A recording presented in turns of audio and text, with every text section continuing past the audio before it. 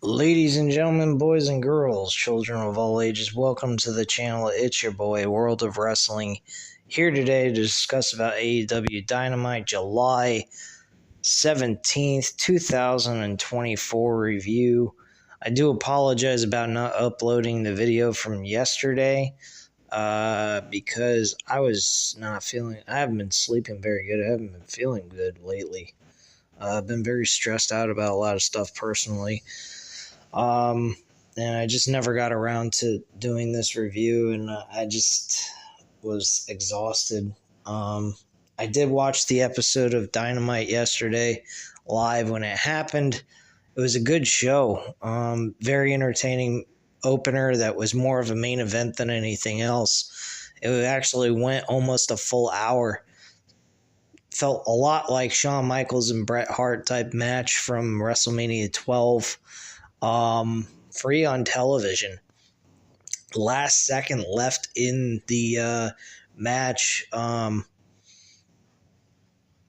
MJF hit Will Ospreay with the AEW Dynamite Diamond Ring, and won the match and won the International Championship. I believe this match is going to be a rematch at All In, more than likely, but very good action overall. I mean, this match probably could be the match of the year candidate, honestly. And this was on a Dynamite episode, no less. Not very often you get a televised show turned into a great match that could be in my personal opinion, a match of the year candidate. I don't think they can even duplicate what they did here on All In. I honestly think that this match should have just taken place at All In. We saw this because this was pay-per-view quality at its finest. Will Ospreay put a hell of a lot of work in both of these men. They really busted their ass. At the end of the day, behind closed doors, they really should be patting each other on the back and giving each other a lot of respect because both of these guys worked their fucking asses off. But yeah, I was very impressed with this match. Very surprised it went this long, too. It allowed the rest of the show just kind of, do what they wanted to do and call it a day. I guess MJF and Will Ospreay were willing to be the MVPs of tonight's show, apparently, and kill themselves just so that the show can be watchable and worth watching. Because this was fucking unreal. Great match. And again, MJF won the International Championship. And kudos to him. I think he'll do good with that title. I don't think he's going to run long with that belt. I think that is Will Ospreay's belt. He will be a transitional champion, I believe. And I think MJF after that will be focusing on trying to win the World Championship.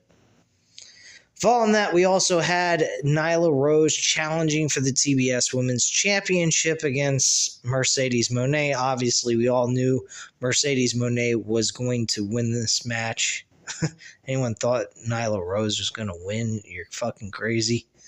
It was all right. It wasn't great, but it was okay. It was good for an in-betweener between the opener and the main event. The main event was Swerve Strickland and Okada, two champions going at it in a non-title match. It is what it was,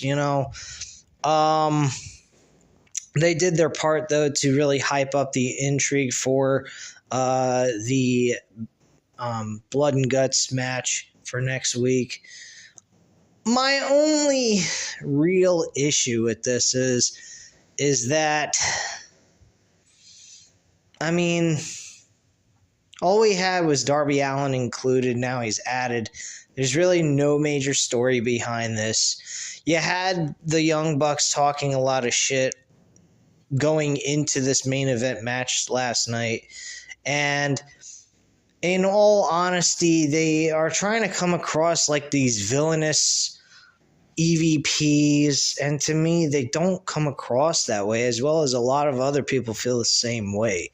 This is not NWO Takeover. Fuck, this isn't even D-Generation X type shit. DX was taking over WWE more than fucking the Young Bucks are doing, and they're the EVPs of the company. So I don't know. To me, it doesn't seem all that intriguing. The match should be fun to watch, don't get me wrong, but as build goes, the build is it was absolute garbage. This is by far one of the worst blood and guts build I have ever seen by AEW in their history of doing this type of match stipulation. So now they got Darby Allin included. He came down from the rafters. I was a bit surprised that they went for this type of move since Owen Hart did die from this. And I think all wrestling promotions decided not to do this anymore, even after with the incident that happened to Owen Hart at that point in time. So I don't quite understand why they needed to go this route just to intrigue people, but it was definitely different. I mean, it's not something you normally see every day on pro wrestling. So to see Darby Allin do it, and as crazy as he is, it's not surprising he was willing to do something like that, imitating Sting. So it was, again, it was interesting to see, but it is kind of concerning for them to do this since it was an incident that happened a long time ago that killed somebody. So, I mean, as long as they're not interested in trying to shortcut things and they're making sure that the safety of the performer is doing something like this, that's fine, I guess, for viewer sense. But in all honesty, I don't really want to see this again. Not because I don't think it's entertaining to see, but just the safety and the well-being of someone's life. I mean, it is risky, and I don't want to see someone actually die just because they want to entertain people. I'm not interested in that. If you got to die to entertain me, just don't entertain me.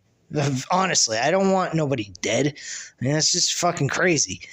Not that I'm saying anybody would want that anyway either, but I'm just saying it is way too risky, and I honestly don't think that this is something that's going to be done anymore after this. I think this is just a one and done thing, and hopefully that is the case, because I don't want to see Darby Allin possibly get killed. I mean, it's already happened to one great performer who's now being utilized for tournaments on AEW. We don't need it to happen to someone who actually works in AEW.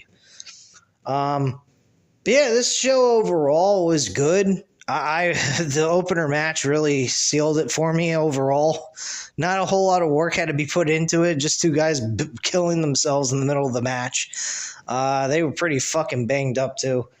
I just give these two guys a lot of credit, and the rest of the show was pretty solid. I didn't mind it. I thought it was a good show. And I was very happy to see that AEW was able to produce a very good wrestling show while also giving us some good storyline telling all at the same time. I think WWE's kind of lacking the wrestling in their shows and a lot of story, which is fine. I mean, if you want to give me good story majority of the time and fewer matches, I'm all for that. That's fine with me. I don't have a problem with that idea. If you're, not really interested in, pushing really hard for the wrestling matches and you're just more interested in the storyline buildup, that's fine with me too, because in all honesty, you're doing week-to-week shows. You don't need to go full force in these wrestling matches to the point where you're possibly injuring one of your guys that are supposed to be leading into a pay-per-view.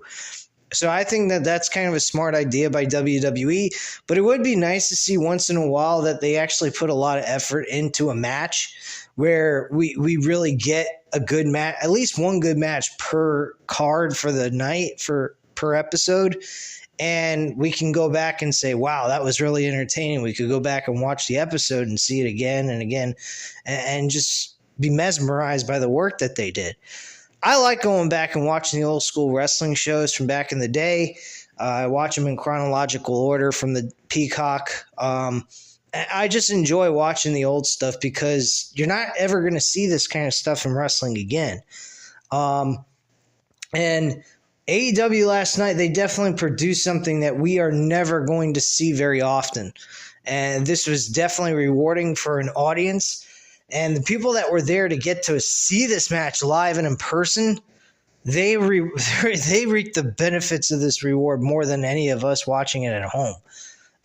So kudos to AEW for this great matchup. And again, like I said, the rest of the show is very solid and worth watching for what it was. But anyway, guys, that's really all I have to say. There was not a whole lot to discuss on this episode of Dynamite. But it was a fairly decent show. And the main event, I forgot to mention, it was a disqualification. Swerve Strickland won. And we saw a big giant brawl. And it led to Darby Allin coming down from the rafters and being the fifth guy added to the blood and guts match that we're going to see at next week's episode. So that's pretty much it, guys. If you enjoyed this video, I know it's not a long one, but if you did enjoy it for the time being, please go ahead and hit the like button, hit the subscribe button if you're not already subscribed to the channel, and leave a comment down below. I'll definitely get back to you on that. Thank you guys very much for watching, and have a great night, guys. Bye.